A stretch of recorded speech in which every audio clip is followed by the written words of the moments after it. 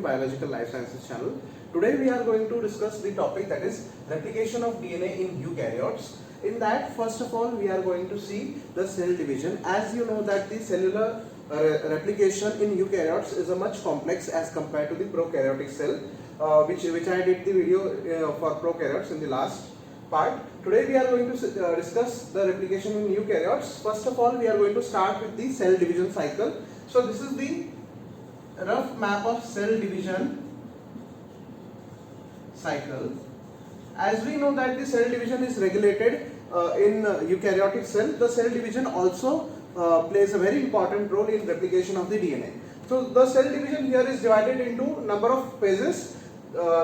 Likewise, G1 phase, S phase, G2 phase and M phase. Here there is a G0 phase which appears in certain cells only, but it is not there in eukaryotic cells. Okay. So first of all, the G1 phase is taking place. The part from G1 phase till the ending of G2 phase is called as interphase,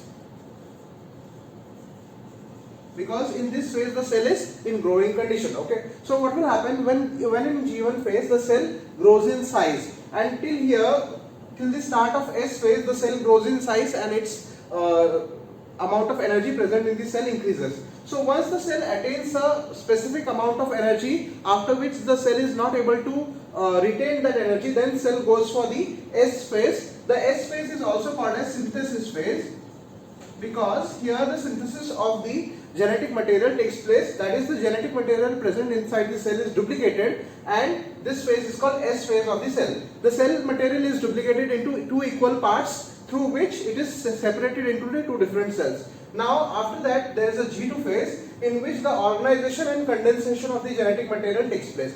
Whatever the genetic material that is being formed here in two parts is now condensed and is properly organized and is ready for cell division. And in G2 phase the cell prepares itself for cell division, and exactly in M phase the cell division occurs. That is, M denotes here, that is for mitosis. So after that the division of the cell occurs. The process that we are going to see relates to the S phase of the cell cycle, and we are going to see in details about the replication of DNA in eukaryotic cell.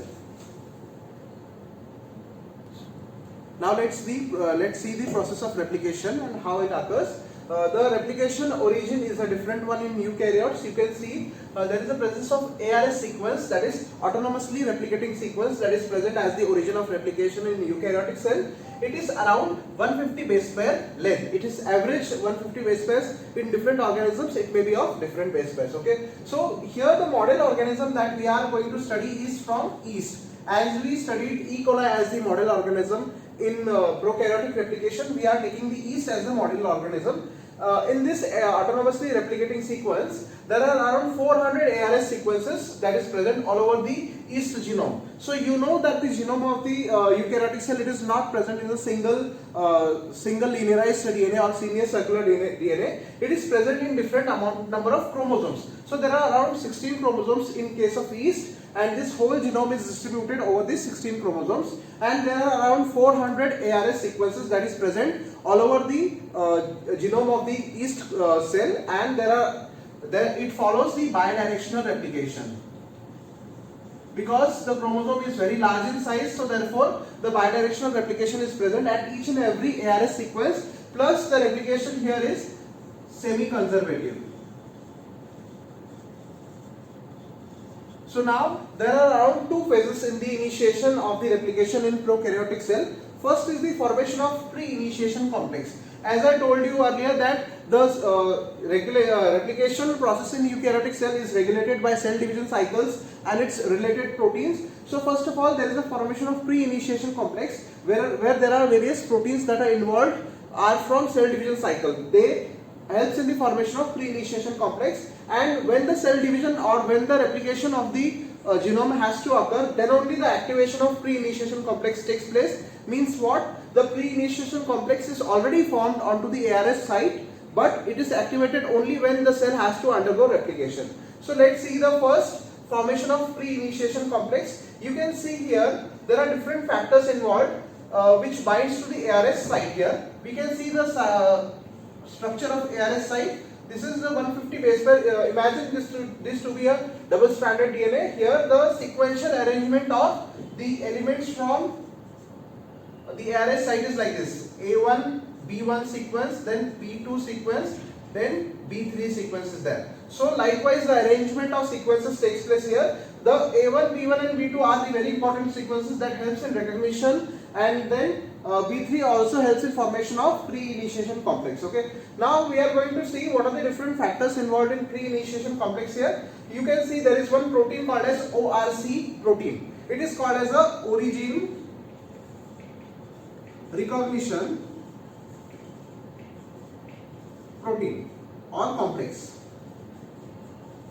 It is called origin recognition complex. This ORC recognizes the A1, B1 and B2 part of the ARS sequence and then goes and binds at this position. Along with the ARC, there are three other proteins that binds there. That is CDC6, that is cell division cycle protein 6. Then there is a binding of chromosome lysine and DNA replicating factor CDT1, and there is a binding of MCM, that is mini chromosomal maintenance.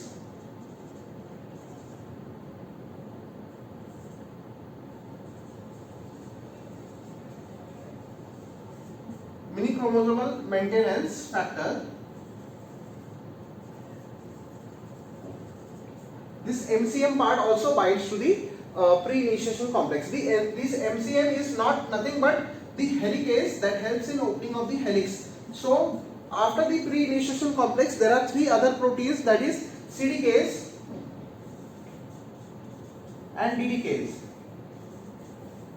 These two proteins, that is CDcase and DDcase, these are the very important proteins of cell cycle. This also helps in then activation of pre-initiation complex. Now these CDcase are cyclin dependent kinases and DBF4 dependent kinases. These two kinases helps in conversion of the pre-initiation complex into initiation complex, that is activation of initiation complex. Okay, so now we are going to see diagrammatically how the pre-initiation complex and activation of initiation complex occurs.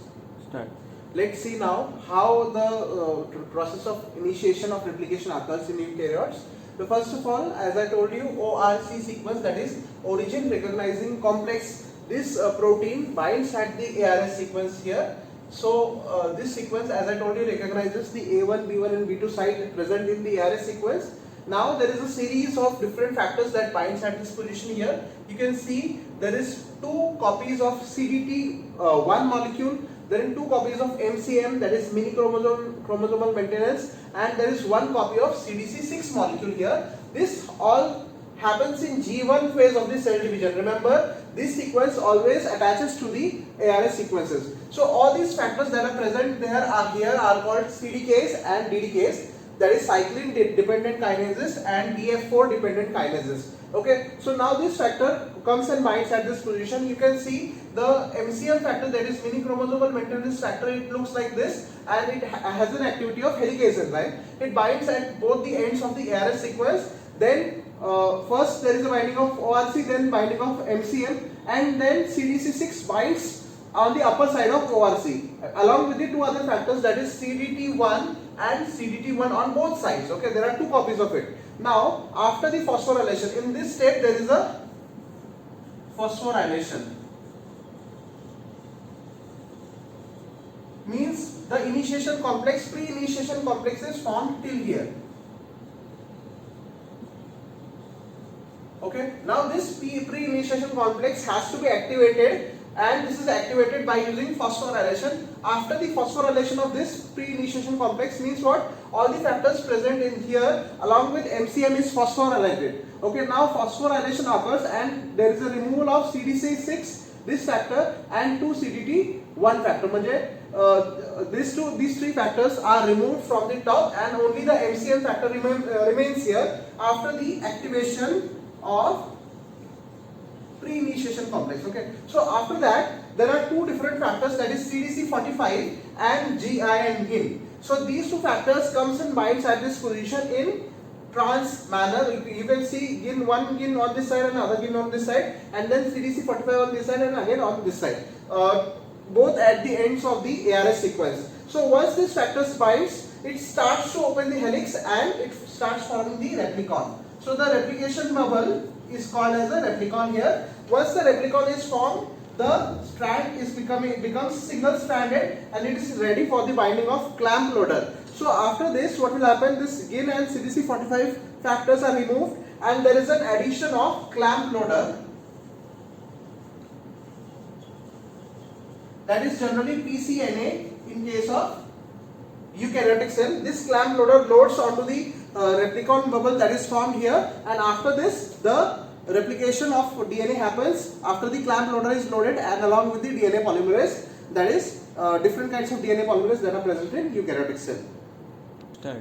Now let's see how actually this MCM that is present on both sides in the last step.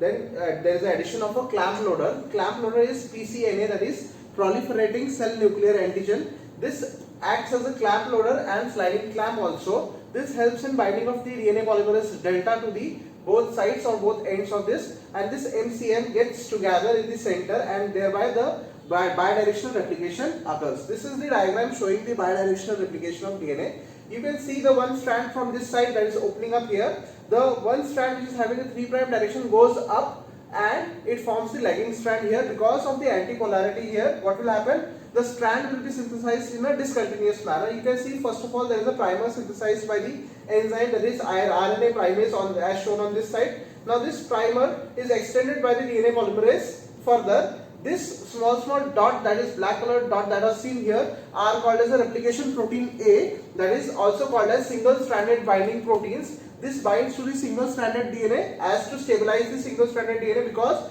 it is not having any the valency of the hydrogen bond is broken here at this place, so it has to be stabilized using this one.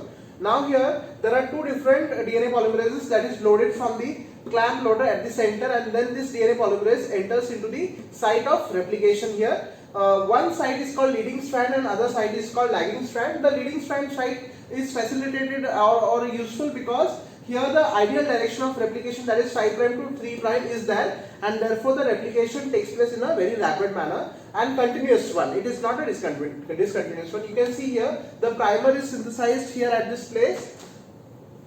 It is 5' to 3'. Now at this 3' OH group here there is a free OH group that is extended by this enzyme DNA polymerase, and then it is extended up to the new strand. So here only the leading strand, the new strand is formed on this side. Similarly on this side also of the bidirectional replication, you can see here the DNA polymerase, first of all there is a synthesis of primer here. This primer is further extended. The direction also here is the same, that is 5' to 3'. This 3' direction is extended now further and the strand is formed in continuous manner. Things are not very simple for the other strand, that is lagging strand, which was discovered by scientist Reiji Okazaki. Here what he said, that due to antipolarity the direction of replication, that is 3' to 5' is not there. So therefore first of all a strand is opened in advance. There is a formation of the fragment here, and then the strand is synthesized. Again similar thing is repeated on this side also. The strand is first of all opened in advance. The primer is synthesized here, and whatever the amount of strand that is opened, the DNA is synthesized for that fragment, and another fragment is then further opened. So thereby the replication happens on the lagging strand is in a discontinuous manner, and the synthesis of the fragment is also discontinuous. Each time there is a different RNA primer that is required for the synthesis of new strand, and this RNA primer is removed by the enzyme called as a ribonuclease FEN1 and ribonuclease hybrid RNA hybrid breaking enzyme ribonuclease H1. So now these two enzymes, what they do, they remove this RNA primer that is shown in black color here, and by the DNA polymerase alpha this gap is sealed by the DNA polymerase alpha, which adds the DNA here and the gap is sealed, and thereby this is how the replication of the DNA in bidirectional form happens. We are going to see the elongation of the replication in a detailed manner now. Now let's study the process of elongation in details. Let's see first the leading strand synthesis. The leading strand is initiated upon the RNA primer synthesized by the primase subunit of DNA polymerase alpha. So DNA polymerase alpha is having a subunit called as primase that creates the RNA primer at the 3' end here. It's about 10 to 15 nucleotide primer. Then the DNA polymerase alpha adds a stretch of DNA to the primer. So at this point the RFC factor, that is replication factor C, that is also called as single stranded binding protein that helps in polymerase switching. Polymerase switching means the DNA polymerase alpha primer is switched to DNA polymerase epsilon, which forms or which does the leading synthesis in a very high speed manner. Okay, so here the DNA polymerase epsilon binds along with the pCNA, that is proliferative cell nuclear antigen. This is a sliding clamp. Along with that, the DNA polymerase epsilon binds to the leading strand and carries out the highly processive leading strand synthesis due to the 5' to 3' polymerase activity of the enzyme. The synthesis on this enzyme is very fast, as the DNA polymerase is a highly processive enzyme, but the same thing is not same for the lagging strand synthesis, where the synthesis is in a discontinuous manner. The discontinuous synthesis of the lagging strand is due to the antipolarity of the strand discovered by scientist Reichi Okazaki. Hence the fragments are called as Okazaki fragments.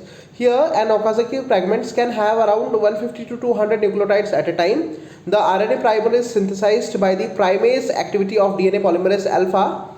After that, the primer is then extended by the DNA polymerase delta, which is switched due to the replication protein A. Now the 5' to 3' polymerase activity takes place of DNA polymerase delta, and the strand is elongated using DNTPs.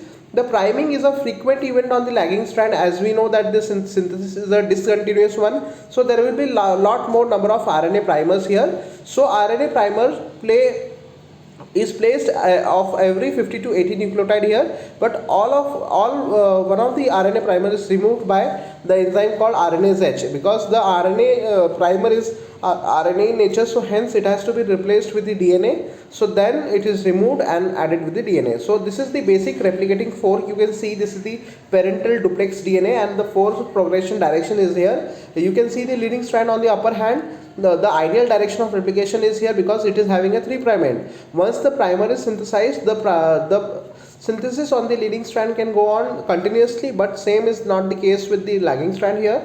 The primer has to be synthesized every now and then primer is extended by DNA polymerase delta, whereas the leading strand synthesis, the polymerase epsilon is working here, and then thereby the replication fork is going on. Now let's see how actually in a bidirectional replication it happens. This is the bidirectional view. You can see the MCM helicase in the center. It opens both the helix from bidirectional side. This is the helix of the DNA that is opened, and new strand, one is this and one is this, is synthesized on both directions. So you can see the pCNA, this part is called pCNA. This is proliferative cell nuclear antigen that holds the DNA polymerase along with the its factors, and now the holoenzyme, this is called the holoenzyme, which performs the synthesis. The upper part you can see is a lagging strand here. It is the synthesis is a discontinuous one. The lagging strand is first open in advance, and then the primer is synthesized, and then the strand is extended, whereas in leading strand on both sides you can see the upper part is leading strand here and here this is the leading strand. The synthesis occurs continuously. This is lagging and this is lagging strand. It occurs in a discontinuous manner. Let's see one side of that in details. This is a diagram you can see here. This is MCM. We are seeing the one side of the previous diagram. You can see the below strand here is a lagging strand, and the upper strand is the leading strand, where DNA polymerase epsilon and pCNA, that is proliferative cell nuclear antigen, is binded together along with a factor called GINS and MCM, that is mini chromosomal maintenance factor, that acts as a helicase. Now the synthesis is happening here. You can see the single stranded binding proteins is binded at this region because the single stranded DNA has to be stabilized. Now on the lagging strand, there is DNA polymerase delta along with the sliding clamp, that is pCNA, helps in synthesis, and the synthesis due to the antipolarity is a discontinuous one. So this diagram shows the one single replicating fork in the eukaryotic replication. So whatever the primer that is synthesized at every step in lagging strand and once in leading strand has to be removed, as this primer is made up of DNA. So it isn't the part of DNA, so should be removed. Yes. So the DNA polymerase delta, which has a 5' to 3' exonuclease activity, it helps in removing the few nucleotides of primer and then recruit a new endonuclease enzyme, that is ribonuclease FEN1, along with the other enzyme, that is ribonuclease H1, helps in the removal of primer. So after the primer is removed, the gap is filled by the DNA polymerase with a nick, and the nick is ligated by the enzyme DNA ligase, thereby converting the whole fragment into the DNA. Now let's see the termination, how the termination of eukaryotic DNA replication occurs. The termination is a special problem on the lagging strand. As on the leading strand, the continuous replication will end when the template strand ends, but on the lagging strand the problem arises as it's a special reverse transcriptase case, because the primer is synthesized in advance for every lagging strand. The problem arises here because the last end of the lagging strand DNA, the primer is cannot be synthesized because there is no place for the primers to be synthesized, and there is no free 3' OH group extended to perform the end synthesis. Okay, so this is the problem here. So it is overcome by a special polymerase called as a telomerase that has an inbuilt primer in it. You can see by this diagram, the below strand is a lagging strand here. So there is no primer that can be added at this position so that it can be extended and the ends can be synthesized. But this problem is overcome by an enzyme called as a telomerase. You can see here, this is the telomerase enzyme. It has an inbuilt primer which matches with the three nucleotides here. This is the sequence in humans. You can see these three nucleotides, that is TTG, is complementary to ACC, and this sequence binds at this position, and it provides a free 3' OH group at this end, and this free 3' OH group is extended by the DNA polymerase enzyme. Okay, so once the DNA polymerase enzyme completes, the telomerase enzyme dissociates, thereby replicating the ends of the chromosomal DNA in eukaryotic cells. So this was all about replication. I hope you have understood the whole video properly. If any questions, please do comment. Thank you for watching. If you like the video, please press like button, share, comment and subscribe the channel. Thank you so much.